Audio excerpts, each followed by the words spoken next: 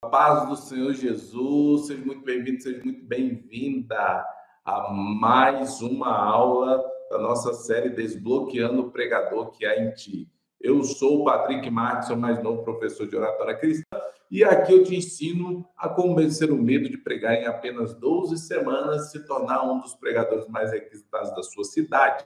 O tema de hoje é 3 motivos porque a timidez não te deixa vencer o medo de pregar, tá bom? Então, vamos que vamos aí, vai ser bênção e já vamos começar fazendo aquela oração e aí a gente começa aqui trazendo esse tema importantíssimo, tá bom? Pai querido, Pai amado, Deus Todo-Poderoso, nós te agradecemos, Senhor, pelo privilégio de mais uma vez estarmos reunidos aqui em Teu nome. Ó Deus, que o Senhor venha nos dar entendimento e sabedoria, Senhor, para trazer este conteúdo aqui, em nome de Jesus. Amém. Então vamos que vamos, meu povo, povo do Instagram, povo do YouTube.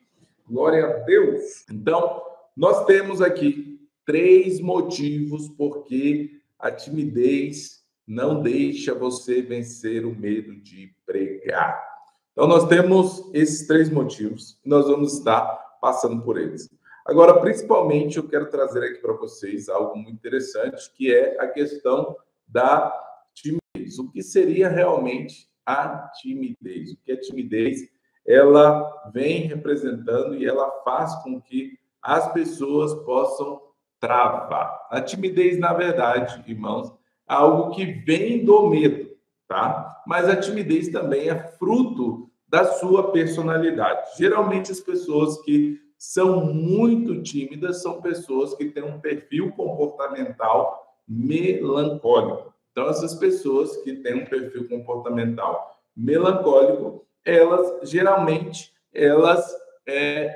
são mais tímidas, elas são mais retraídas, elas bloqueiam mais. Então, nesse momento, não sei se você sabe ou não, tá? Existem 4 tipos de perfis comportamental: colérico, sanguíneo, fleumático e melancólico. O melancólico são pessoas que às vezes se deprimem demais, até demais da conta, tá? Mas esse perfil comportamental tem as suas qualidades e tem os pontos a que melhorar. E um deles é a questão da timidez. O melancólico em si é uma pessoa que é muito inteligente, tá? Uma pessoa dedicada aos estudos, uma pessoa que tem uma centralidade muito boa nas coisas que ele vai fazer, só que, infelizmente, ele se retrai muito por dentro.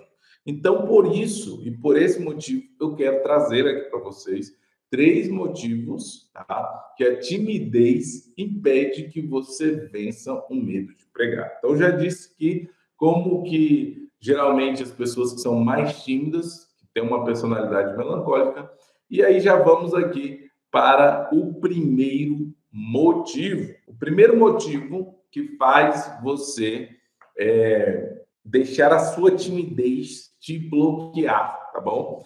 É a questão da insegurança. Então, toda pessoa que é muito tímida, a timidez brota e flui nessa pessoa uma insegurança fora do comum. E a insegurança, ela está atrelada a um problema chamado autoimagem. O que seria autoimagem? Esse problema, ele está direcionado para pessoas que têm baixa autoestima, pessoas que olham assim e se comparam demais com as demais pessoas. Então, se a pessoa chega na igreja e a igreja está lotada, tem vários pregadores ali, principalmente obreiros, né? Pessoas que ela sabe que prega bem, então ela vai começar a se comparar com aquela pessoa. E pelo fato dela começar a se comparar com aquela pessoa, ela vai se retraindo ainda mais. Então, é aí que a timidez começa a operar, começa a bloquear a pessoa e fazendo com que essa pessoa venha se travar cada vez mais. Professor, então, pelo amor de Deus, como é que eu faço para ter mais segurança ao invés de insegurança? Então, nós vamos tratar este ponto aqui também. A questão da insegurança, como é que você se sente mais seguro? É claro, gente, não tem aqui uma bula, tá? Receita de médico, não.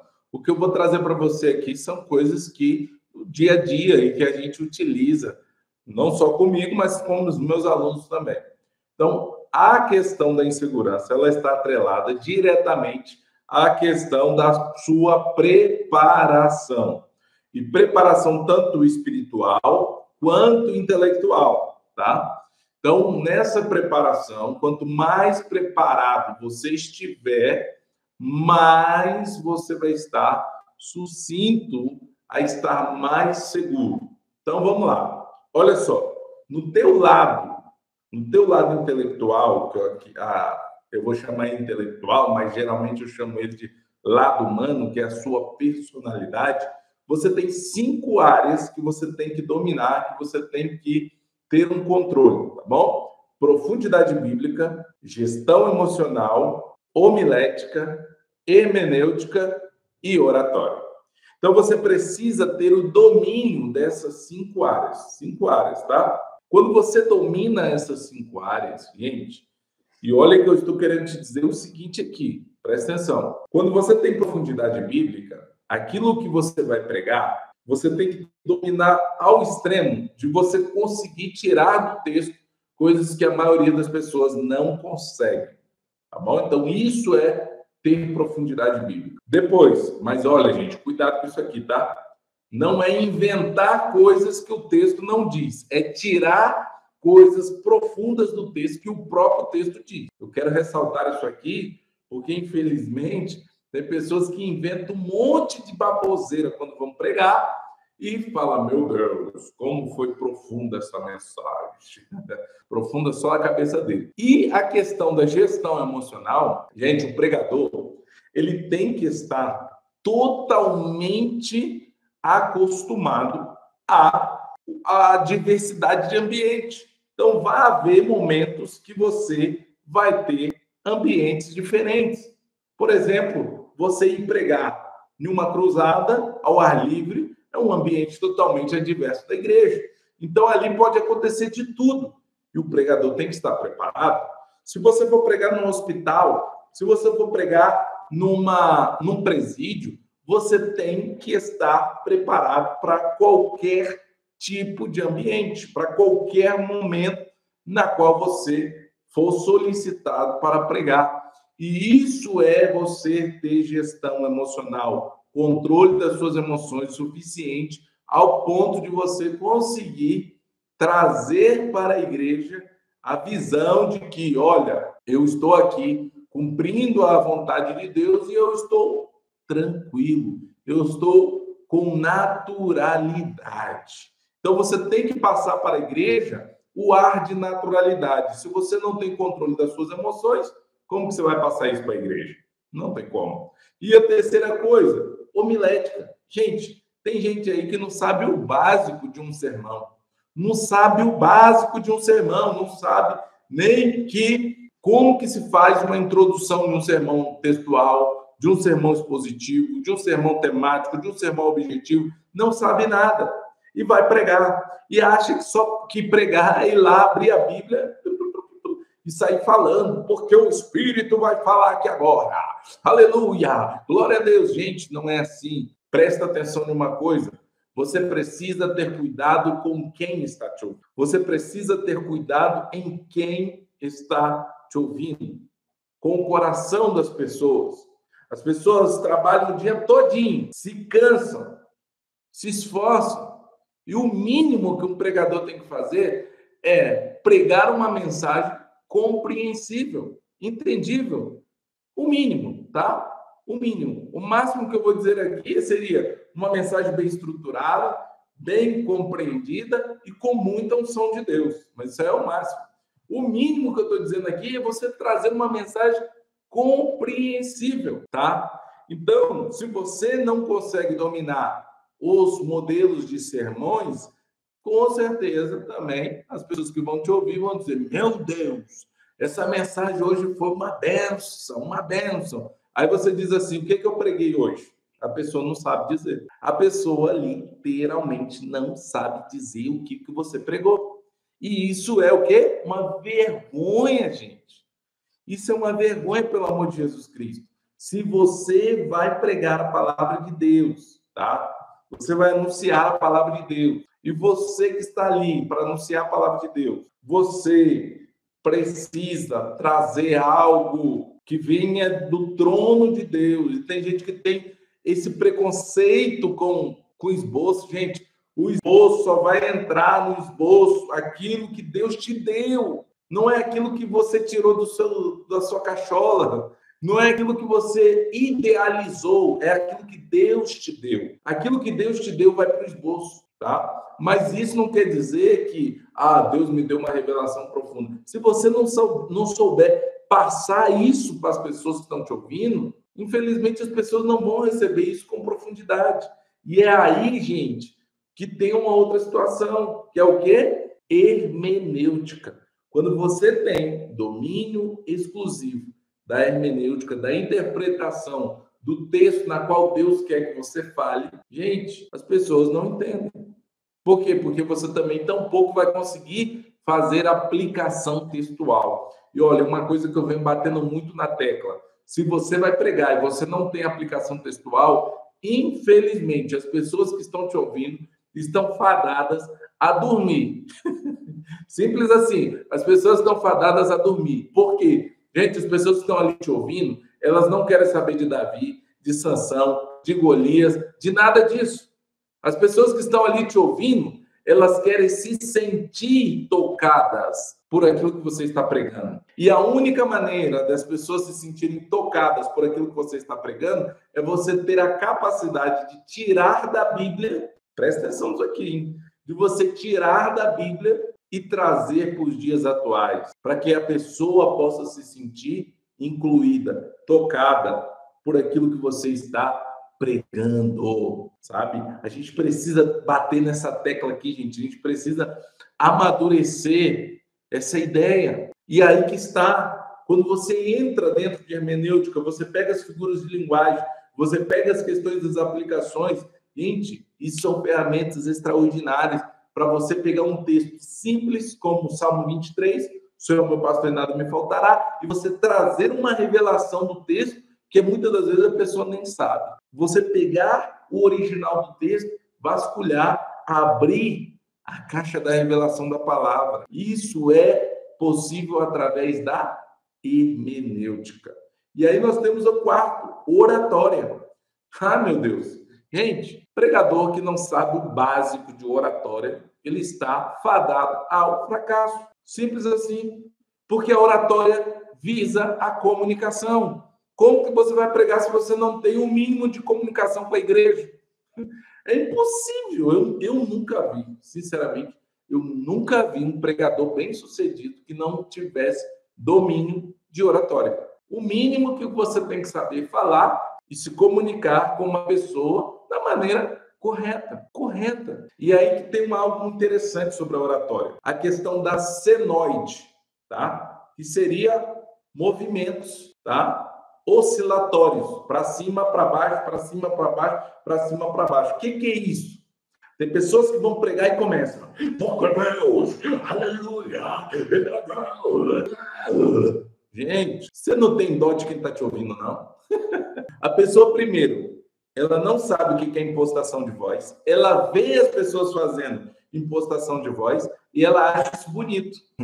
Porque o pregador é famosão, mas tudo tem um tempo dentro da oratória. A impostação de voz seria você aumentar a sua voz para dar ênfase em pontos importantes da mensagem. Isso quer dizer o quê? Que a mensagem você tem que elevar um pouco a sua voz, não ao ponto de gritar, não ao ponto de você ficar, mas irmão, aleluia. Não, você tem que falar com firmeza, com naturalidade, mas em um tom entendível. E aí vai ter momentos que dentro da tua mensagem você vai subir o tom, voltar, abaixar o tom, voltar e vai fazendo isso. Isso é o quê? Senoide. Isso é senoide. E as pessoas não vão ficar, sabe, monótonos. Sabe por quê?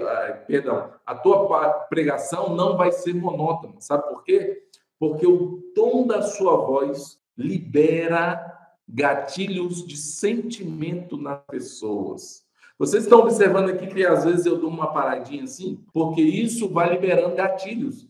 Gatilhos de curiosidade, gatilhos de envolvimento. E às vezes eu acelero. O que eu estou fazendo aqui? Senoide. E olha que eu não estou pregando, eu estou ensinando, tá? Então, se eu mantesse o mesmo tom do começo ao fim, ia ficar uma coisa chata, tá? Então, primeiro motivo que a sua timidez não te deixa vencer o medo de pregar é por conta da insegurança. Para vencer a segurança, você precisa dominar estes 5 pilares, tá bom? A segunda coisa que a timidez não te deixa vencer o medo de pregar é a questão da exposição precoce. Meu Deus, exposição precoce. Que troço é esse, professor?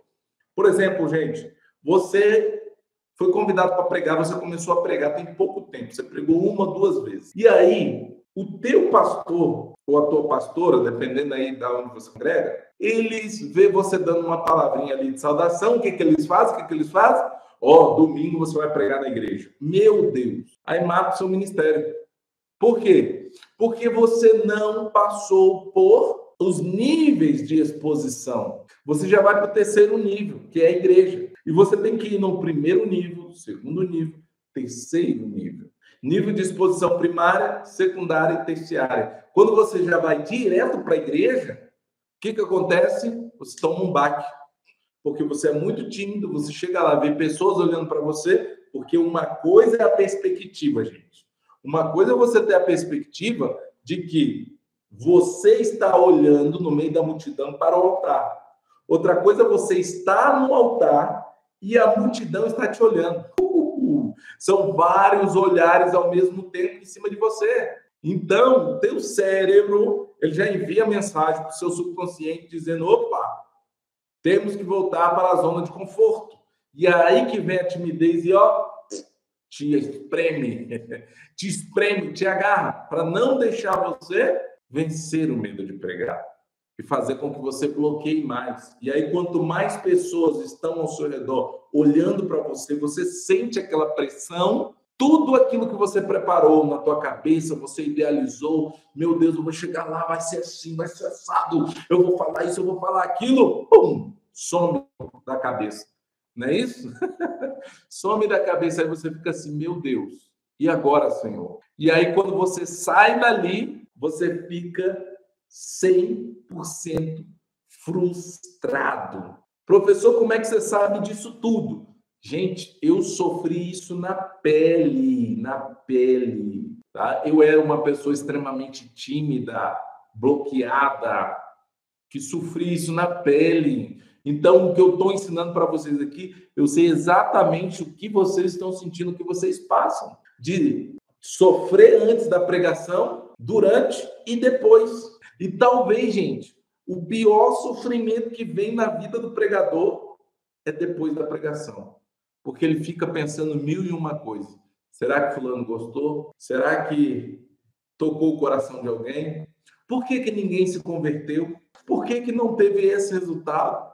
Por que eu não falei aquilo? Por que eu não falei aquilo outro que o Senhor mandou? Por que, Senhor? Por quê? Aí você vai orar. Meu Deus do céu. Aí você vai orar, você chora, você se derrama na presença de Deus. E você fica, Senhor, por que só eu que não? Você é humano, meu filho.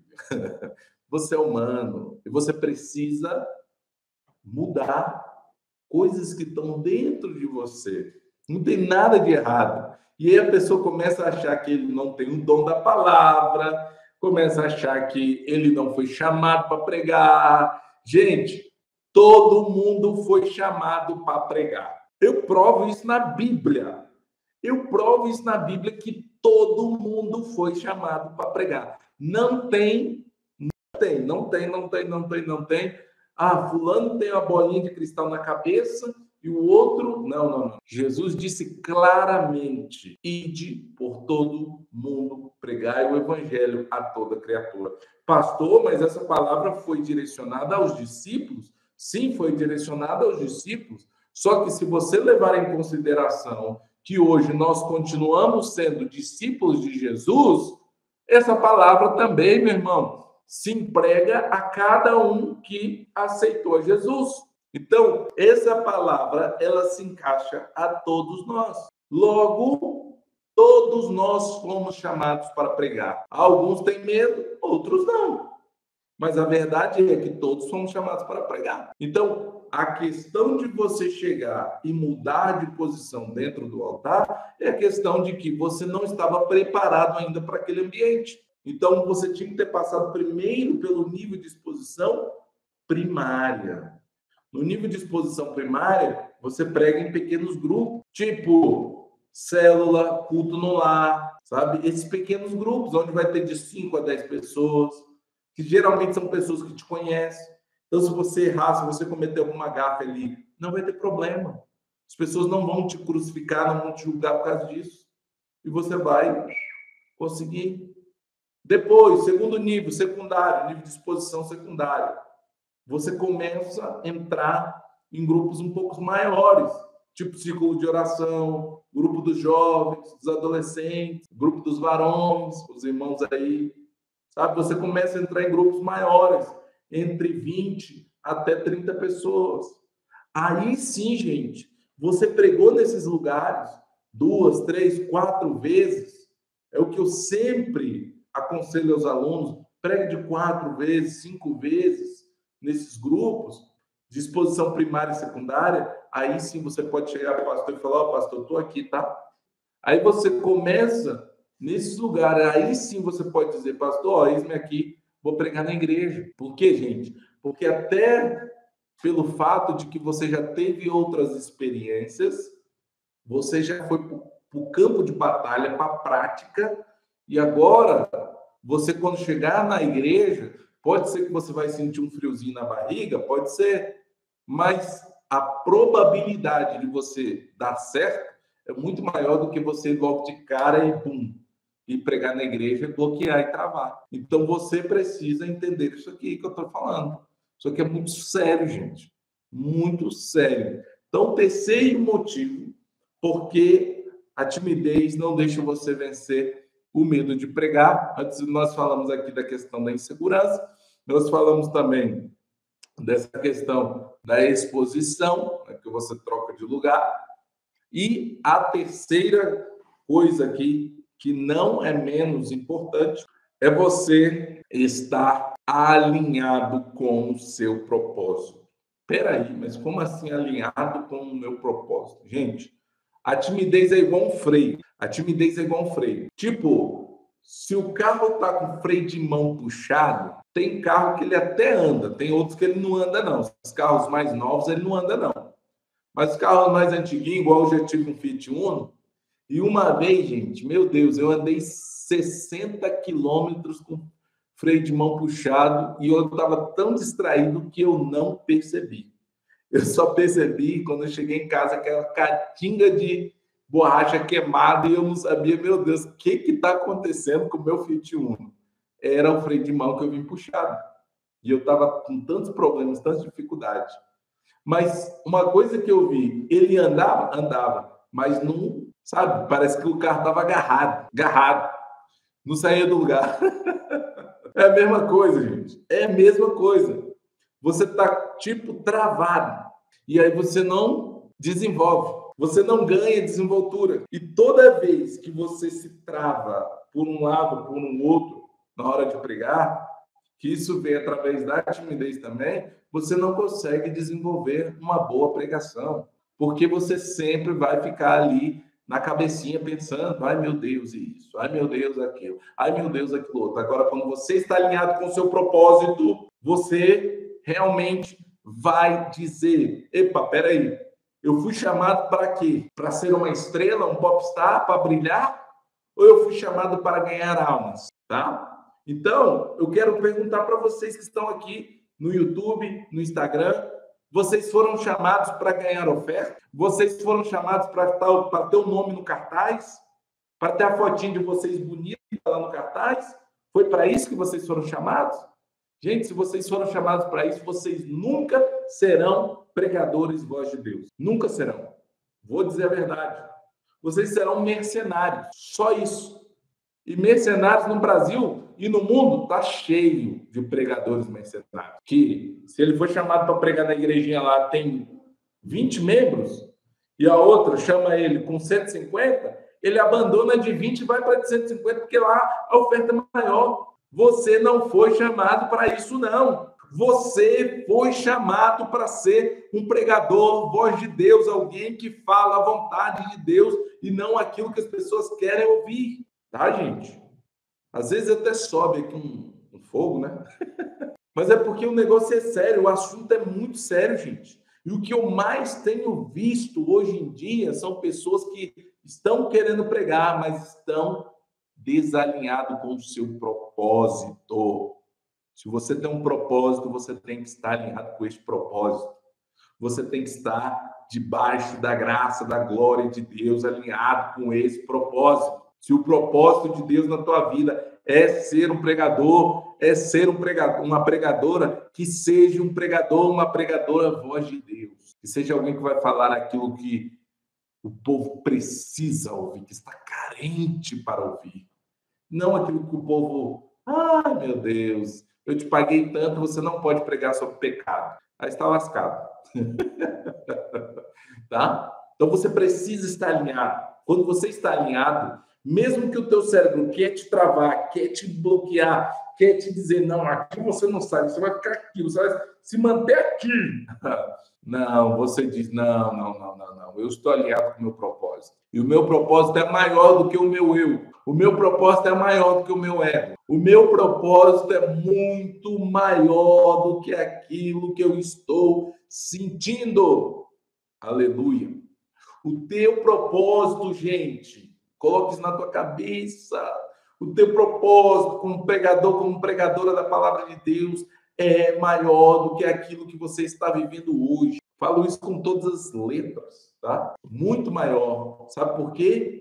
Porque só o teu propósito que vai te levar a almas, a ganhar almas, a pregar o evangelho genuíno de Cristo Jesus, a vivenciar transformação de vida. Gente, quanto vale ver uma vida transformada? Me responda aí nos comentários. Quem está no Instagram, quem está no YouTube, quanto vale ver uma alma transformada? Uma alma. Uma. Quanto vale ver uma alma transformada? Quanto você pagaria? Quanto vale ver uma alma aos pés de Cristo transformada? Me responda, por favor. Alguém pode me dar essa resposta? Quanto vale ver uma alma transformada? Aleluia. Porque a Bíblia diz, irmãos, que uma alma vale mais que todo mundo. Muito mais. E nós não pregamos para nos aparecer. Nós pregamos para que Cristo apareça em nós. Nós pregamos para que venhamos revelar Cristo em nós. E uma coisa que eu quero chamar a atenção de vocês, tá? Uma coisa muito interessante. Meditem em 2 Coríntios, capítulo de número 5, versículo de número 12 em diante, até terminar o capítulo. No que Paulo chama de o ministério da reconciliação. Nós fomos chamados para ter um ministério da reconciliação. Então, eu deixo essa tarefa para vocês. Que Deus em Cristo Jesus abençoe e te guarde. Para mim foi uma alegria, um prazer enorme do meu coração e aprender um pouco mais junto conosco. E aqui nós vamos estar juntos também com esse projeto Desbloqueando o Pregador que há em ti. Glória a Deus. Gente, Deus em Cristo Jesus te abençoe e te guarde. Nos vemos na próxima aula. Glória a Deus.